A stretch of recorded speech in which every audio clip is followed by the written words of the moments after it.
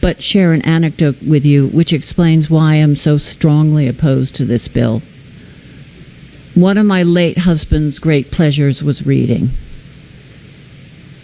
You would never find him without at least 2 or 3 books on the go. As a result of his type 1 diabetes, he became virtually blind. One of the things that gave him greatest joy was the discovery of audiobooks. Anywhere where you might take a book to read, and I leave that to your imagination, he would instead take his iPod and listen to that book.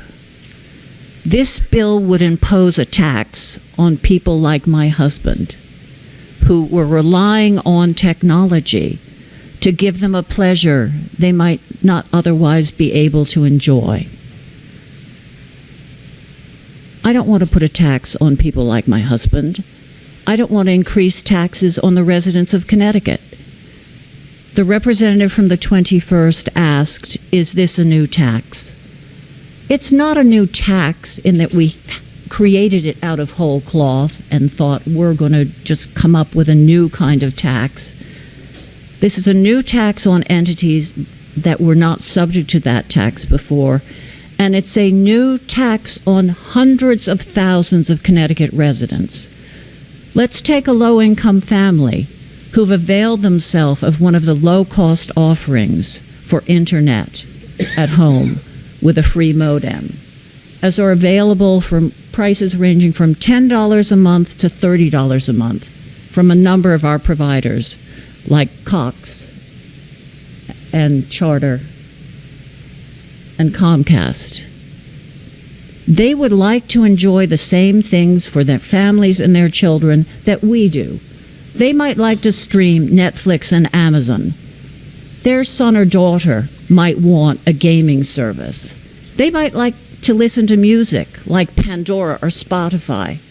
So we've given them the option of low-cost internet at home, and now we are adding tax upon tax upon tax to their bill.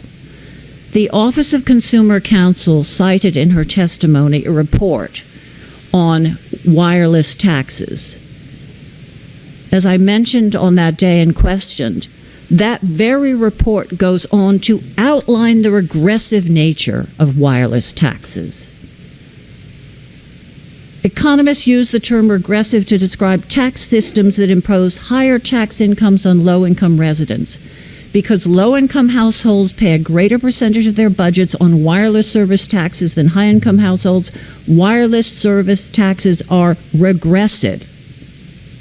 It may seem strange for a member of my caucus to talk about regressivity of taxes, but let's acknowledge this. We can't pick and choose which particular taxes we think are more progressive or regressive. If a tax is regressive, it's regressive. And to propose that we put this regressive tax burden on our already struggling residents and on all our residents. Do we really want, having passed the largest tax decrease in the history of the state last year on a bipartisan basis, to now pass this huge tax increase onto our residents for services, for worthy projects that if they are that worthy and that important, we should find a place for in our state budget. So I appreciate the intent. I heard the fervent pleas from the community access providers.